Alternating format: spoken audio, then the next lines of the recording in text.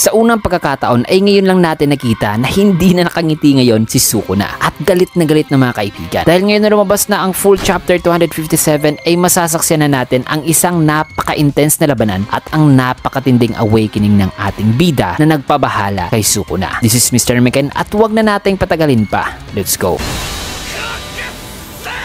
So matapos ang unang Black Flash ni Yuji na tumama kay Sukuna ay dito natin nakita na nag-iba na nga ang mga mata ni Yuji at napunta na ito sa state of zone at nagkaroon na ng pinakahihintay nating awakening. Pero bago muna ang pagpapatuloy sa mga kaganapan matapos ang ipinakitang awakened state ni Yuji ay nagsimula muna ang chapter sa isang eksena na kung saan ay pinakita ang isang flashback na makikita dito si Sukuna at Uroume na nag-uusap sa ibabaw ng building habang naghihintay sa gagawing atake ni Gojo noon. Ang conversation na ito ay nag-lead sa isang napakalaking revelasyon patungkol sa true origin ni Yuji. Nagsimula ito sa isang tanong ni Uroume na wikang sino ba raw si Yuji Itadori. Nasagot naman dito ni Sukuna na anak umano ni Kenjaku si Yuji. Pero di raw niya alam kung kaninong katawan ang nagsilang kay Yuji o kung kaninong katawan ang ginamit ni Kenjaku para masilang si Yuji. So kumpirmado na nga mga kaibigan na si Kenjaku ay indeed ang nasa loob noon ng ulo ni Kaori Itadori na nagsilang kay Yuji. Kaya ayon pa rito ni Uroume na naramdaman daw kasi niya noon ang kaparehong kapangyarihan ni Sukuna sa katawan ni Yuji bago raw nila ito pinagtawanan noon nung papaalis na sila ni Sukuna. At ang kapangyarihan daw na kanyang naramdaman sa katawan noon ni Yuji ay masasabi niyang hindi raw normal para sa isang vessel na iniwan na ni Sukuna sapagkat kahit wala na raw si Sukuna sa katawan nito noon ay naramdaman niya raw ang unti-unting pagbuo ng kaparehong kapangyarihan ni Sukuna sa katawan ni Yuji. Kaya sagot naman dito ni Sukuna na si Kenjaku daw dapat ang sisisihin dito dahil di raw talaga gagawa si Kenjaku ng isang anak o bata na walang rason. Kasi dagdag pa ni Sukuna na maaaring ang soul daw ng tao na nakarelasyon noon ni Kenjaku ay ang soul daw ng kakambal ni Sukuna na na-reincarnate sa katawan na nakarelasyon noon ni Kenjaku. Dahil dito ay ang kanilang soul ay parehas lang daw. So base sa statement na to ay ang katawan na naglalaman ng reincarnated fragment of soul ni Sukuna o ng kakambal ni Sukuna ay si Jin Itadori pala. Na ang karelasyon noon ni Kenjaku gamit ang katawan ni Kaori upang masilang si Yuji. And what's more mga kaibigan ay dagdag pa ni Sukuna na nung nasa napupunan pa raw siya ng kanyang ina ay somewhat dumaan daw sa isang gutom o sakit ang kanyang ina na upang makasurvive daw itong si Sukuna ay on the brink of starvation ay kinonsume daw ni Sukuna ang fragment o parte ng kanyang sarili habang nasa loob pa raw siya ng sinapupunan ng kanyang ina. Kaya nang marinig ni Uroume ang sinabi ni Sukuna ay napatanong naman dito si Uroume na ano ba raw ang tinutukoy ni Sukuna na parte ng kanyang sarili na kanyang kinain noon. In which ay sagot naman ni Sukuna na ang fragment of himself o ang parte ron ng kanyang sarili na tinutukoy ay ang kanya rong kakambal na sinadya niya raw kainin dahil ayaw niya raw ipanganak noon na may kakambal, which truly reflects sa nature talaga ni Sukuna na isang napaka-selfish na tao. So matapos may paliwanag ni Sukuna na kinonsume pala niya ang kanyang kakambal noon ay dagdag pa niyang paliwanag dito na after daw sa pagkamatay ng kanyang kakambal ay nagpagala-gala raw ang soul nito hanggang sa eventually napunta raw ito sa kamay ni Kenjaku. Na bagamat hindi pa klaro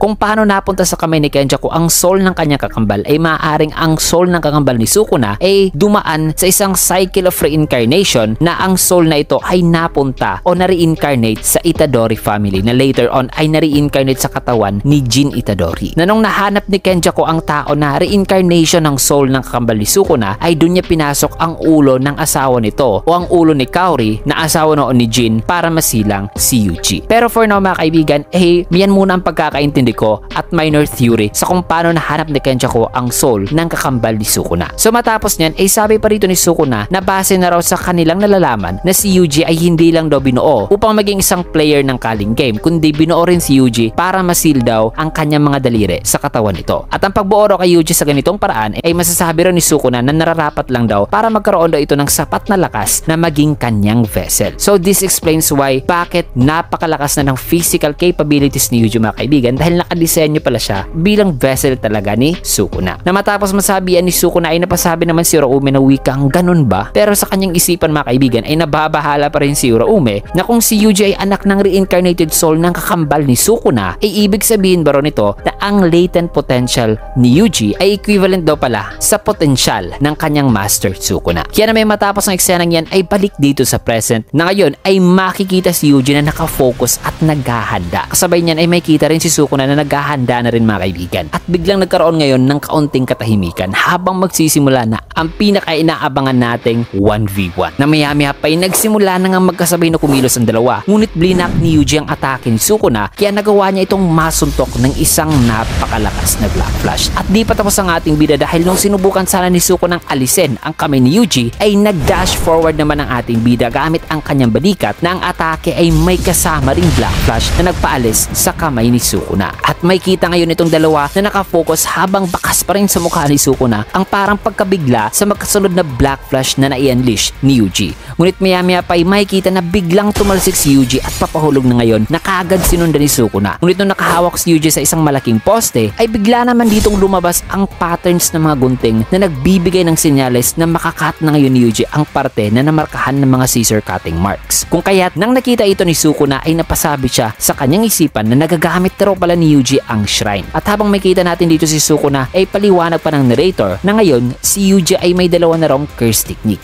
Una ay ang blood manipulation na naka-engrave na raw sa kanya nung kinain nito ang mga death paintings na Undeath Painting number 4 up to number 9. So kumpirmado na mga kaibigan na kinonsume nga ni Yuji ang mga natitira palang kapatid ni Choso noon. At bukod pa raw sa blood manipulation ay due sa awakened state ni Yuji sa tulong na rin ng Black Flash ay nagagamit na rin daw ngayon ni Yuji ang curse technique na shrine na naka-engrave sa katawan ni Yuji bilang vessel ni Sukuna noon. At ang shrine ay nagre-refer sa curse technique na may cutting attacks mga kaibigan o slashing attacks. Gaya na lang nitong kay Sukuna. Kaya may makita rito na nagawa nga ni Yuji ma-slice ang poste sabay ipinabaon ni Yuji ang kanyang mga kuko sa poste na yan at ibinato kay Sukuna. Ngunit nagawa ni Sukuna ng ma-slice at masipa ang poste pero sumugod pa rin dito si Yuji. Sabay hinawakan ang binti ni Sukuna at nag-activate ng isang cleave dahil na nagsimula na ring magsipaglitawan mga kaibigan ang mga scissor marks sa binti ni Sukuna. Kaya nung napansin ito ni Sukuna ay kaagad siya nag-activate ng dismantle habang may kita si Yuji nakapahanda na sa isang suntok. Ngunit despite sa mga slashing attack si Sukuna ay sinalubong lang yan ni Yuji at sinuntok ang tagiliran ni Sukuna ng isa na namang Black Flash. At so far ito na ang pang-apat na consecutive Black Flash ni Yuji na pumantay na sa record ni Nanami at sa kanyang sariling record noon. Kaya naman ang bahagyang napaatras na si Sukuna ay nakapag-observe na ngayon na depende umano sa era at sa mentality ng isang sorcerer ay may difference raw talaga ang shrine ni Yuji kumpara sa shrine niya. Nasa case kasi ni Yuji mga kaibigan ay para bang modern version ang kanyang shrine dahil lumalabas muna dito ang scissor cutting marks bago makat ang target. And so far tanging ang version pa lang ng cleave ni Yuji ang ating nakita at wala pang dismantle. Pero gayon pa man dahil sa ngayon pa lang daw natutunan ni Yuji ang shrine ay weak pa raw talaga ang output ng kanyang cleave. As you can see, hindi nga nagawa ni Yuji maputol ang binte ni Sukuna na kanyang hinawakan kanina upang putulin sana ito. Pero dagdag pa dito ni Sukuna na ang pinaka problema raw niya ngayon ay hindi ang shrine na yan mga kaibigan kundi ang mga blows daw na ibinibigay ni Yuji sa kanya na puro may kasamang Black Flash. Na matapos ang eksenang yan ay pinakita muna ng saglit ang isang flashback ni Ino na isang eksena na nagpapatuloy sa eksena noon sa chapter 222 na dito ay humingi pala ng permission noon si Ino kina Gojo na gamitin ang curse tool ni Nanami. Nasagot naman ni Gojo na gawin daw ni Ino ang kanyang gusto. At bakit pa ba humihingi dito ng permiso si Ino sa kanila? Nawika naman ni Ino na dahil sina Gojo raw kasi ay matagal na raw kaibigan ni Nanami noon kaya mas kilala pa raw nila si Nanami kaysa sa kanya. Nasagot naman dito ni Gojo na after daw nung graduate na si Nanami sa Jujutsu Tech ay mas nakakasama na raw ni Ino si Nanami noon kaysa sa kanila. At sa buong conversation na ito mga kaibigan ay sinabi nila na mas may inam daw na si Ino ang magdadala sa curse tool ni Nanami kasi after all ay si Ino naman daw talaga ang pinagkakatiwalaan ni Nanami. Na dahil sa mga sinabing to ni Gojo ay napasabi naman dito si Ino sa kanyang isipan na napaka-casual lang daw pala ni Gojo pagdating sa usapang paggamit ng curse tool ni Nanami. Kaya matapos niya na ibalik dito sa present, makikita dito si Ino na isasamon na ang kanyang auspicious beast number 4 na di pa natin nakita na may pangalang Ryu. Kaya habang naghahanda na si Ino ay agara naman itong napansin ni Sukuna. Maya-maya pa'y laking gulat naman ni Sukuna nang biglang lumabas dito ang isang dragon na auspicious beast na diretsong umatake sa kanya mga kaibigan. So ito pala ang auspicious beast number 4 ni Ino na ang Ryu. Ngunit sa pag-atake nito ay nagawa pa rin ni Sukuna ng ma-slice ang buong katawan ng auspicious beast. Kaya habang papalaan pa si Sukuna ay mabilis nang kumilos si Ino para salubungin ito ng isang atake gamit ang curse tool ni Nanami. Ngunit ang kanyang attempt ay napigilan lamang ni Sukuna gamit ang kanyang isang paa. Na dahil dito ay napamura si Ino na habang nakafocus sa kanya si Sukuna ay nabigla na naman ng King of Curses nang makikita si Yuji na naghahanda na ng isa na namang atake dito sa kanyang likuran. Na matapos niyan ay nagtagumpay na naman si Yuji na masuntok si Sukuna ng isa na namang Black Flash na bahagyang na block ni Sukuna. At ang Black Flash na to ay nag-break na sa previous record ng consecutive Black Flash na nai-unleash ni Yuji. Na dahil sa suntok na yan ay napamura naman sa ina si Sukuna na sa kanyang isipan ay napasabi siya na ginagamit raw ngayon ni Yuji ang Black Flash na parang wala lang, na bakay balak raw ngayon ni Yuji na pumantay sa kanyang level. At habang napatalsik sa labas ni Sukuna ay sa kabilang dako naman ay may kita dito si Ino na nakahiga na nasabing pati raw ang kanyang auspicious beast number 3 na Kirin ay nawala na rin daw. At ang kanyang auspicious beast na Kirin, mga kaibigan, ay may kakayahang mag-nullify sa kanyang sense of pain upang tumagal siya sa laban. At ngayon na nawala na ang kanyang auspicious beast na Kirin ay nakaramdam na ngayon si Ino ng pagod. Kaya humingi na lamang siya dito ng paumanhin kay Nanami dahil masyadong mas malakas daw ang kanilang kalaban para sa kagaya niya. Kaya balik dito kay Sukuna. Dito ay pinaguho naman ni Sukuna ang kanyang kinatatayuan na bumuo ng pagsabog. Pero diretso pa rin ditong sumugod si Yuji, mga kaibigan, at nang nag-attempt si Sukuna ng suntok ay mabilis naman itong naiwasan ng ating bida. Sabay hinawakan niya ang buong braso ni Sukuna at pinihampas sa pader. Kung kaya't kaagad na nag-activate si Sukuna ng dismantle bago pa makalapit si Yuji, na habang ina-activate niya ito ay sa kanyang isipan ay gulat pa rin siya dahil wala na raw ngayong silbi ang kanyang mga slashing attacks, mga kaibigan, dito kay Yuji. Dahil may kita naman natin dito si Yuji, mga kaibigan, na naka-focus talaga habang sinasalubong ang mga slashes ni Sukuna, dahilan na nasuntok na naman ni Yuji si Sukuna ng kanyang pang-anim na Black Flash na sa sobrang lakas ay gumuho ang pader na nasandalan ni Sukuna. Pero mabilis namang hinawakan ni Sukuna ang muka o ulo ni Yuji at sinubukan itong i-slice. Ngunit ang attacking to ay di pa rin sapat dahil di pa rin dito nagpatinag ang ating bida na nakafocus lang talaga kay Sukuna na walang kahit anong salita ang lumalabas sa kanya. Kaya this time ay laking gulat ni Sukuna na ang suntok ni Yuji na may kasamang Black Flash ay tumama na talaga sa kanyang mukha ang pang-pitong Black Flash ni Yuji. Kung kaya't dahil sa suntok na to ay napasigaw si Sukuna sa galit at ines. At nang di pa nga nakaporma ng maayos si Sukuna at nagsasalita pa lang ay laking gulat niya nang bigla siyang tinamaan ng curse tool ni Nanami na ibinato pala ni Ino mula sa malayo bilang last attack nito. Na sa isipan ngayon ni Ino ay napangiti siya na sabing hindi na raw masama ang kanyang nagawa mula sa isang sorcerer na kagaya niya. Kaya ngayon ay nasa kamay na raw ni Yuji ang pagbibigay talaga ng matinding atake kay Sukuna. Na ngayon habang nawawala na ng balanse si Sukuna ay may kita na nakapaghanda na ang